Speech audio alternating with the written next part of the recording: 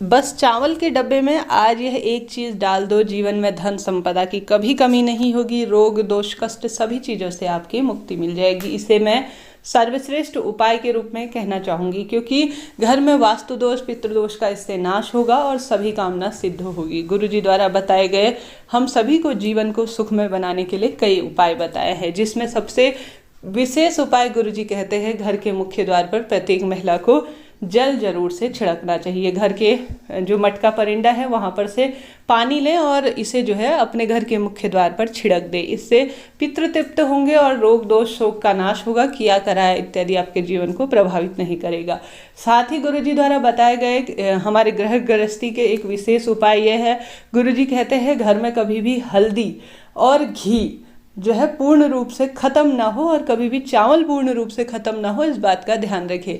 चंद्रमा मन का कारक है और चावल उन्हीं की धातु है। घी जो है वह भी जो है चंद्रमा से संबंध रखता है। महादेव पर घी समर्पित करने से आरोग्यवत्ता में वृद्धि होती है और साथ ही जो हल्दी है वह जो है सौभाग्य में वृद्धि करने वाली होती है, माँ लक्ष्मी को आकर्षित करती है और साथ ही धन धान्य में वृद्धि करने वाली होती है। तो गुरुजी सबसे विशेष नियम हमारे रसोई घर का यही बताते हैं कि कभी भी रसोई घर में आप जो भी डब्बा यूज़ कर रहे हैं ना, बड़े बूढ़ों को आपने देखा भी होगा, वह पूर्ण रूप से खत्म नहीं होने देते थे। खत्म होने से पहले ही वह चीज़ घर में लाकर रख देते थे। यह चीज़ें सौभाग्य के रूप में जानी जाती है।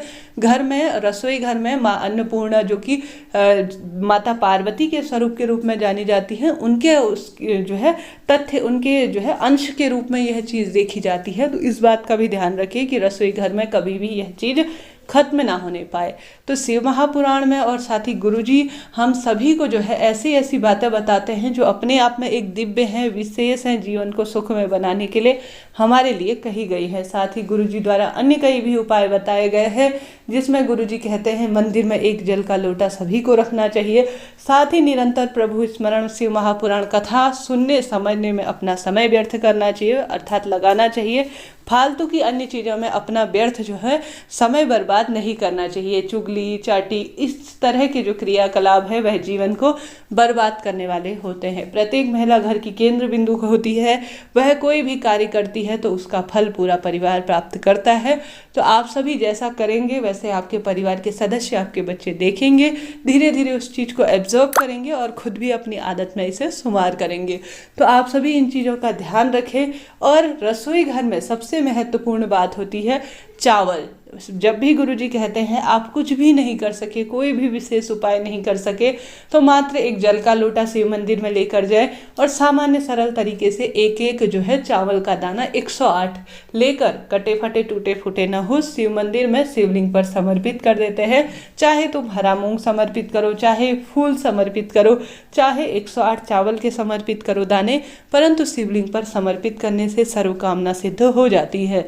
गुरुजी द्वारा बताए गए सर्वश्रेष्ठ उपाय में इसे कहा जाता है। हालांकि नियम तो देखिए घर गृहस्थी के लिए कई तरह के हैं, कई विशेष कहे गए हैं जो हमारे जीवन को बहुत सुखमय बनाते हैं। उसमें सबसे प्रथम कहा गया है जब भी रोटी बनाए, स्नान इत्यादि से निवृत्त हो तो सर्वप्रथम रोटी गौ माता को हम सभी को खिलानी चाहिए। साथ ही प्रेम पूर्वक भगवान से क्षमा प्रार्थना, क्षमा कहते हुए, धन्यवाद कहते हुए कि प्रभु आपने हमें इस योग्य बनाया है कि आपको हम भोग लगा पा रहे हैं, यह प्रार्थना करते हुए कम ही सही, ज़्यादा नहीं कर सकते, थोड़ा सा ही सही भगवान को भोग जरूर से लगाए। सात्विक चीज़ों को भगवान को भोग स्वरूप लगाना चाहिए और धन्यवाद और क्षमा प्रार्थी प्रत्येक व्यक्ति को जीवन में आदत में शुमार कर लाना चाहिए। साथ ही आप सभी को अपने घर पर जो चावल का डब्बा है उसमें ज़रूर से यह एक चीज़ रख लेनी चाहिए। शास्त्र विधान कहता है हमेशा जो है महादेव जो है अपने आप में दिव्य कहे गए हैं।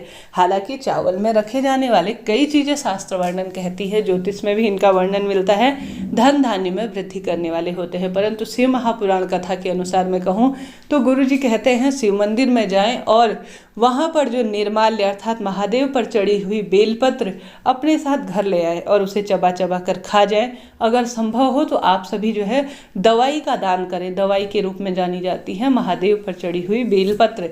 तो आप सभी को बेलपत्र घर लाकर उसे सुखाकर दवाई के रूप में, चूर्ण के रूप में अपने सभी सगे संबंधियों को श्री शिवाय नमस्तुभ्यम कहते हुए आप बांट देते हैं तो आपके रोग दोष कटेंगे, क्योंकि आप दवाई बांट रहे हैं, औषधि बांट रहे हैं। आपके जीवन के सभी कर्म जो है सफल होते चले जाएंगे। हाल की ही थोड़े समय पहले गुरुजी की कथा हुई थी तो उन्होंने यही बात हम सभी को कही थी कि महादेव के शिवलिंग पर चढ़ी हुई बेलपत्र आप अपने घर लाएं और सभी जनों में वितरित करें और थोड़ा थोड़ा औषधि के रूप में, इसका आयुर्वेद में भी वर्णन मिलता है, खाना शुरू कर दीजिए। यकीन मानिए जीवन में सभी कार्य बनते चले जाएंगे। साथ ही आप सभी को आवश्यक रूप से इन बेलपत्रियों को सुखाकर पूर्ण रूप से सुखा लीजिए और किसी भी कपड़े में कोई सा भी रुमाल, सफ़ेद रंग का रुमाल, लाल रंग का रुमाल बांध कर श्री शिवाय नमस्तुभ्यम कहते हुए अपने चावल के डब्बे में रख देने हैं। यकीन मानिए शिव तत्व आपके शरीर में जाएगा चावल के माध्यम से। कहा जाता है ना, जैसा खाए अन्न वैसा हो जाए मन। तो आप अगर वह चीज़ जो है बेलपत्र कपड़े में बांधेंगे तो वह शिव तत्व जो है आपके चावल में पूर्ण रूप से मिश्रित हो जाएगा और आपके पेट में जाएगा और आप जो है खुद ऊर्जावान स्वयं को महसूस करेंगे, रोग दोष का नाश होगा। हालांकि गुरुजी कहते हैं महादेव के शिवलिंग पर चढ़ा हुआ जल भी प्रत्येक व्यक्ति को खाने में सम्मिलित करना चाहिए, घर पर छिड़काव करना चाहिए। परंतु इसके साथ साथ अगर आप यह भी जो है छोटा सा कार्य करते हैं, क्योंकि कोई चीज़ भी महादेव पर चढ़ी हुई कोई भी वस्तु अपने आप में अभिमंत्रित है और दिव्य है और यह चावल को स्पर्श करेगी, जो बेलपत्र की खुशबू है और बेलपत्र का अभिमंत्रित मंत्रों के द्वारा महादेव पर चढ़ा हुआ और सभी चावलों को स्पर्श करेगा तो वह दिव्य बन जाएंगे और सुपाच्य होंगे और परिवार में वह किसी को जो है किसी न किसी तरह से परेशानियां चलती हैं तो उनका जो है समाधान करने में सहायक है। शास्त्र वर्णन यह भी कहता है कि हमेशा चावल के डब्बे में चांदी का जो सिक्का आता है ना वह भी रखना चाहिए। चांदी का सिक्का कई लोग आपने देखा होगा अपनी क्षमता सामर्थ्य अनुसार लेकर आते हैं, दिवाली में लाते हैं तो उसे जो है आप सभी पूजा पाठ करते हैं, मंदिर में रखते हैं। उसके बाद जो है आप सभी को उसे तिजोरी में कई व्यक्ति रखते हैं। माता लक्ष्मी के रूप में यह जानी जाती है।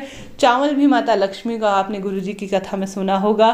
पूर्णिमा के दिन और साथ ही शुक्रवार के दिन माता लक्ष्मी को आकर्षित करने के लिए मानी जाती है चावल की खीर।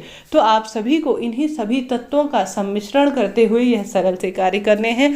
चाहे तो आप बेलपत्र रख लीजिए, चाहे तो एक चांदी का सिक्का हमेशा चावल के डब्बे में डालकर रखिए। यकीन मानिए चांदी में अपने आप में माता पार्वती का जो है इसे धातु माना जाता है। माता पार्वती की चांदी को जो है रज माना जाता है, धूल माना जाता है।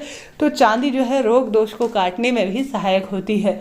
आपने देखा होगा शास्त्रों में वर्णित है महिलाओं को चांदी की बिछिया, चांदी की पायल, चांदी के कड़े धारण करना चाहिए, जिससे कि मनुष्य का जो है पूरा शारीरिक जो विषम परिस्थितियां मनुष्य के अंदर उत्पन्न हो रही होती है, मन शांत रहता है, रोग दोष को काटने में सहायक होती है। माँ पार्वती की रज कही जाती है चांदी। तो आप सभी को जो है आवश्यक रूप से एक चांदी का सिक्का या कोई चांदी की अंगूठी या कुछ इस तरह की धातु उस डब्बे के अंदर रखकर रखनी चाहिए। बहुत सुखद होती है यह चीज़ें। इनका प्रत्यक्ष और अप्रत्यक्ष लाभ हमारी ग्रहों की दशाओं को विपरीत करने में और सुदृढ़ करने में बहुत सहायक होता है। सुदृढ़ भी करती हैं और कोई नकारात्मकता का नाश करने में भी यह काफ़ी सहायक मानी जाती है। तो आप सभी को यह चीज़ भी हमेशा डालकर रखनी चाहिए। साथ ही शास्त्र वर्णन कहता है हमेशा आप सभी को तुलसी पत्र और लौंग, जो अपने आप में दिव्य कहा गया है, इन वस्तुओं में से कोई एक दो, हालांकि कई लोग जो हैं इन चीज़ों को जानते हैं, हम सब अज्ञान हैं, कई गूढ़ रहस्यों से हम सब जो है अपरिचित हैं, परंतु कई लोग जो हैं इनको रोज की दिनचर्या में शामिल करते हैं और अपने जीवन को सुखमय बनाते हैं। तो आप सभी को भी आवश्यक रूप से चाहे तो आप जो है तुलसी पत्र भी रख सकते हैं, चाहे तो लौंग का जोड़ा भी रख सकते हैं। लौंग के जोड़े के तो अपने आप में अद्भुत लाभ कहे गए हैं। लौंग का जोड़ा भोजन को स्वादिष्ट बनाता है, सुपाच्य बनाता है, रोग दोष काटता है और साथ ही चावल में अगर यह लौंग का जोड़ा रख लिया जाता है ना तो कीड़े काटी भी नहीं आते और चावल लंबे समय तक खराब भी नहीं होते। और जब यह चीज़ अर्थात जो यह लौंग है वह धीरे धीरे घुलती है और चावलों में समाहित होती है तो यह शरीर में जाते हुए रोग दोष को भी काटती है और वास्तु दोष का भी निवारण करने में सहायक होती है। हर हर महादेव।